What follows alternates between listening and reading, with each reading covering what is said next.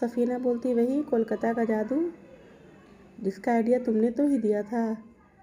तो रेहाना बोलती है कोलकाता का जादू, अब तक तो मैंने बंगाल का जादू सुना था, कोलकाता का जादू भी होता है।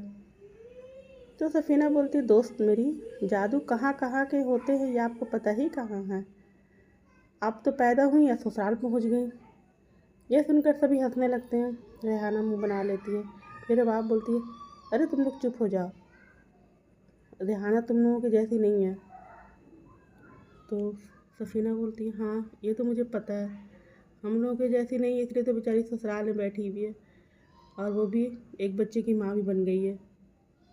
तभी रबाब बोलती है बाबू कहाँ है। बोलती वही, जब वो आता है तो 2 दिन तक तो किसी को पहचानता ही नहीं है, छूने से रोना शुरू कर देता है, इसीलिए वो बैठा हुआ है मुर्गी को देख रहा है। बोला अच्छा। इब्राहिम की आदत है, जब वो आता है 1-2 दिन तक किसी को नहीं पहचानता है, अगर कोई भी उसे छूता रोना शुरू सीधे अपनी अम्मी के गोद में। इसीलिए रेहाना की अम्मी को ये बात पता थी, और लेकिन हाँ उसे मुर्गी से बहुत प्यार है, मुर्गी को बैठा है देखता रहता है, खेलता रहता है। तो उसके आने से पहले उसकी नानी ने उसके लिए एक मुर्गी ख़रीद के रखी थी। और तब फिर रेहाना पूछती रिजवाना कहाँ है। तो अरे रिजवाना वो तो रुकैया का भी रिकॉर्ड तोड़ी हुई है, वो तो 12 बजे सो के उठती है। तो बोलती है अंकल नहीं डांटते हैं। नहीं अंकल की तो वो लाडली है, क्योंकि अंकल का कहना है कि अरे मेरी बेटी तो सुबह फजर की नमाज़ पढ़ने के लिए उठती है, तिलावत कुरान करती है, उसके बाद सोती है, उसके बाद सोने दो चाहे वो 4 बजे तक क्यों नहीं सो जाए। अब मैडम उठेंगी आँख बंद ही रहेगा, चाय चाय चिल्लाना शुरू कर देंगी। जब तक उनको चाय बिस्किट नहीं मिल जाता है वो तो पलंग से उतरेंगी ही नहीं। तो रुकैया बोलती है आप ही जान। उसके बाद जो फिर रिजवाना उठती है तो घर के सारे काम जो भी बाहर से लाना हो सब तो वही करती है। और अभी स्कूल की छुट्टी है तभी तो वो इतना लेट तक सो रही है, नहीं तो जब फजर की नमाज़ पढ़ने उठती है, तिलावत कुरान करने के बाद अंकल आंटी को चाय बना कर देना, उसके बाद फिर वो स्कूल चली जाती है। तो सफ़ीना बोलती है ओफो, ज़रा सा रुकैया के बारे में कुछ बोलो या रिजवाना के बारे में कुछ बोलो तो इन लोग एक दूसरे की तारीफ़ करने के लिए एक भी पॉइंट नहीं छोड़ते हैं, बताना शुरू कर देते हैं। तो रुबाब और रेहाना दोनों बोलती हैं इसी को तो दोस्ती कहते हैं। दोस्ती का क्या मतलब कि साथ में रह रहे हैं, एक दूसरे की तारीफ़ कर रहे हैं, एक दूसरे के साथ घूम रहे हैं फिर रहे हैं, और जब कोई तीसरा बुराई कुछ कर रहा है तो खामोशी से सुन रहे हैं, वो दोस्ती थोड़ी ना हुई। तो सफ़ीना बोलती हाँ जी हमें तो दोस्ती के बारे में कुछ पता ही नहीं है। तो रेहाना उसे गले से लगाकर बोलती है अरे नहीं यार, तुम्हें दोस्ती के बारे में भी सब कुछ पता है, और तुमने अभी तक दोस्ती निभाई भी बहुत दिल से, इसके लिए थैंक यू। उसी वक्त माहा और दुआ भी आ जाती हैं। बोलती हैं माशाल्लाह क्या कहना, शादी हमारे घर पे है और महफिल यहाँ पे जम रही है। तो सफ़ीना बोलती हाँ दुल्हन भी तो इसी घर में है। तो रुबाब बोलती है जी नहीं, इस घर में इब्बू है इसीलिए हम लोग आए हैं। तो दुआ बोलती है क्या बात है इब्राहिम की, कितनी ठाठ है, लोग इनसे मिलने के लिए आ रहे हैं। भाई देखिए हम भी कहाँ कहाँ से मिलने आए हैं, कतर से आपसे मिलने आए हैं। इब्राहिम सिर्फ उन लोगों को देख रहा था। जैसे ही दुआ उसके पास जाने लगी तो सफ़ीना बोलती प्लीज़ उसके पास मत जाना, क्योंकि दूर से ही बस वो मुस्कुराएगा या देखेगा, पास जाओगे बस रोना शुरू कर देगा। 1-2 दिन जनाब ऐसे ही रहेंगे, उसके बाद फिर घुल मिल जाएंगे, और जैसे ही घुल मिल जाएंगे फिर इनके अब्बू आएंगे इन्हें लेकर चले जाएंगे। दुआ और माहा के बच्चों की नज़र मुर्गी पे पड़ती है, वो लोग चले जाते हैं मुर्गी से खेलने। तभी लाइबा और अमीमा आ जाती हैं, दोनों सगी बहनें हैं। ये दोनों पढ़ाई के सिलसिले में बाहर गई हुई थी और करीब 2 साल पे वापस आई, जिन्हें देखकर सब खुश भी होते हैं, हैरान भी होते हैं, और सबके दिलों में एक ही सवाल चलता है। लाइबा और अमीमा दोनों इसी मोहल्ले में रहती थी, लेकिन 2 साल से पढ़ाई करने के लिए ये लोग बाहर गई हुई थी, और अभी अचानक आई तो इन लोगों के अंदर इतनी तब्दीली, यही देखकर सब लोग हैरान हो रहे थे कि जो लोग T shirt jeans long skirt short skirt ये सब पहनने वाली आज अबाया में दिख रही थी। वैसे माशाल्लाह ये लोग हर चीज़ में अच्छी, नेक, इखलाक, सब कुछ। बस ये लोग कभी भी ये नहीं कि हाँ दुपट्टा ओढ़ के चल रही है, हिजाब लगा के। और जब ये लोग बाहर गई थी तो कुछ लोगों का अपने से थॉट तो होता ही है, करे अब तो ये लोग बाहर गए, अब तो पता नहीं और कैसे कैसे ड्रेस पहनेंगी। मगर जब नज़र पड़ा तो कुछ अलग ही। साहिबा और अमीमा दोनों आंटी टेलर को सलाम करती हैं, उनसे गले लगती हैं और उन्हें मिठाई का डब्बा देते हुए कहती हैं कि जिस पढ़ाई के लिए हम लोग गए थे, जो मैंने एग्ज़ाम दिया हम दोनों ने, माशाल्लाह से हम दोनों का रिज़ल्ट बहुत अच्छा आया। अब या तो हम लोग जॉब कर सकते हैं और या नहीं तो फिर शादी करके सीधे ससुराल चले जाएंगे। तो आंटी टेलर कहती हैं जो भी अल्लाह बेहतर करे, लेकिन बस मेरी दुआ है कि इन दोनों जगह तुम लोग कामयाब हो। माहा और दुआ सफ़ीना से कहती हैं बच्चों का ख्याल रखना, हम लोग जा रहे हैं। तो सफ़ीना बोलती जी आप ही। उसके बाद रेहाना, लाइबा, अमीमा, सफ़ीना और रुबाब ये लोग दूसरे रूम में चली जाती हैं। तो रुकैया सोचती है चलो मैं थोड़ी देर और सो जाती हूँ। तभी रेहाना पलट कर उसे बोलती है सुनो, तुम अपने दिल में ये ख्यालात मत लाना कि थोड़ी देर और सो जाती हूँ, बच्चों का ख्याल रखना। तो रुकैया बोलती है अरे मैं ऐसा सोच ही नहीं रही हूँ। रेहाना बोलती हाँ तुम क्या क्या सोचती हो सब पता है।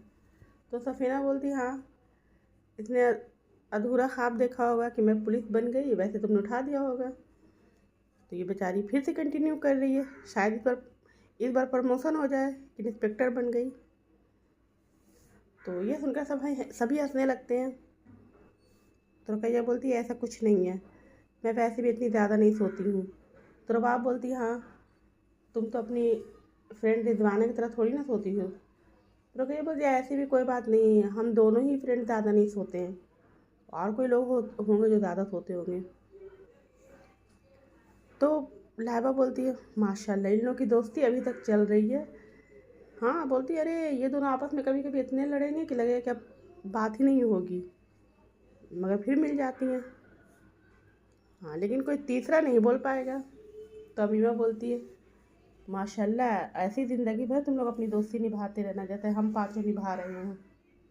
तो रुकैया बोलती है जी आप ही। रुकैया सोचती है आखिर रेहाना आप ही को कैसे पता चला कि मैं कौन कौन से ख्वाब देखती हूँ, कहीं उन्हें मेरे सारे ख्वाब के बारे में तो पता तो नहीं चल गया। फिर सोचती नहीं ये तो मेरा वहम है, उन्हें कैसे पता चलेगा। मेरे ख्वाब के बारे में तो सभी को पता है, मगर सिर्फ एक ख्वाब के बारे में, मेरे ख्वाब के बारे में तो सिर्फ अल्लाह मियाँ और मेरी दोस्त और मेरे दिल को पता है, फिर इन्हें कैसे पता चल सकता है। अरे ये मेरा वहम है।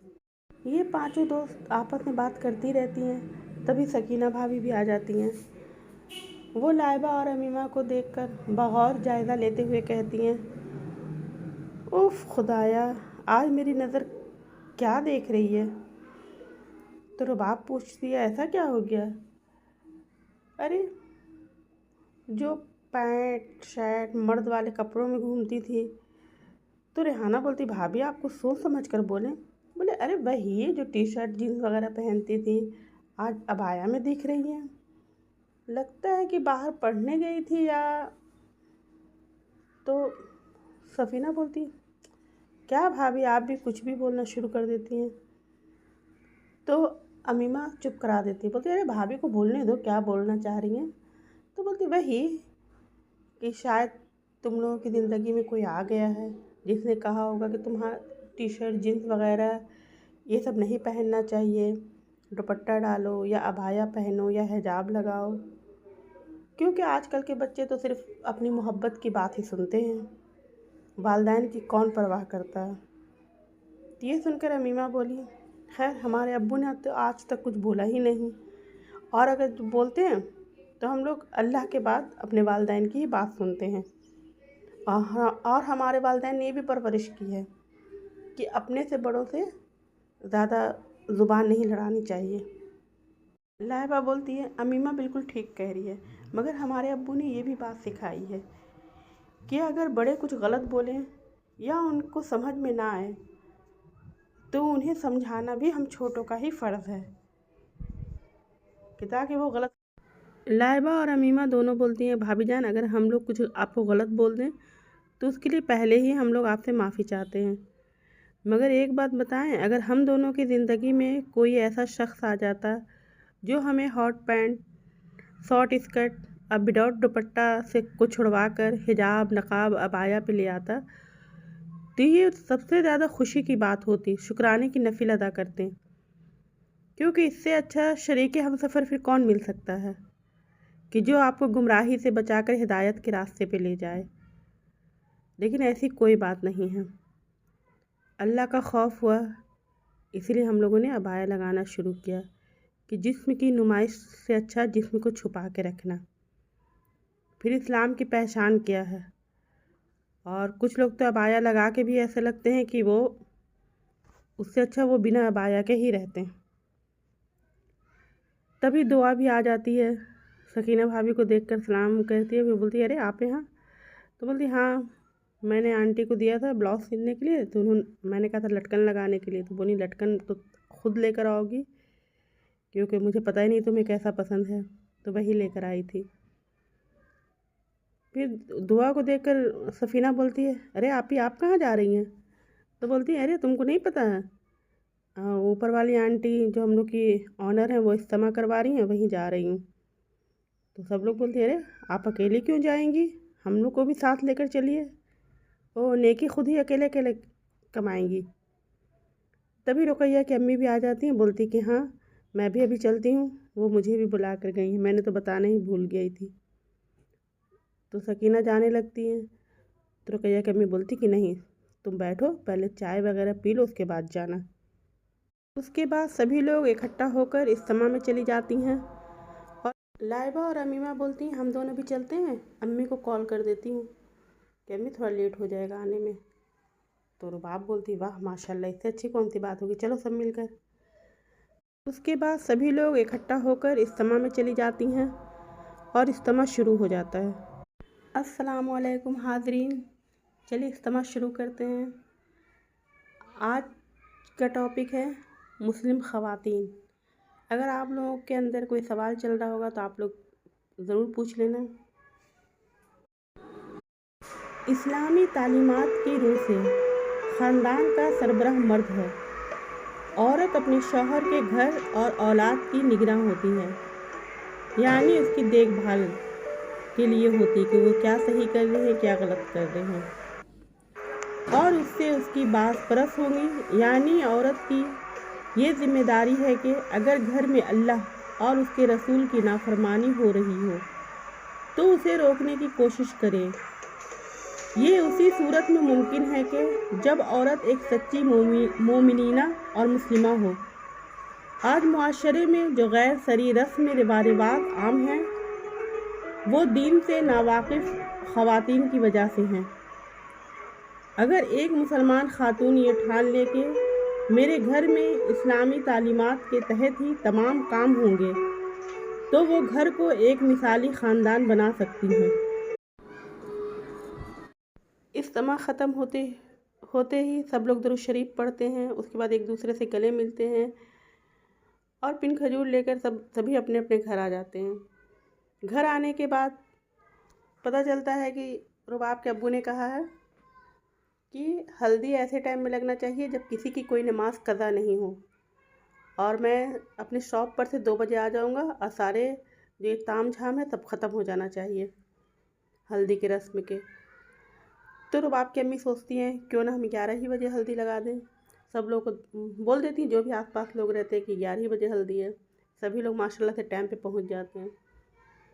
तो रुबाब की अम्मी बोलती हैं, चलिए अब रुबाब को आप हल्दी लगा दीजिए। तो रुकैया की अम्मी बोलती हैं कि नहीं, मैं नहीं लगाऊंगी। तो बोलती क्यों?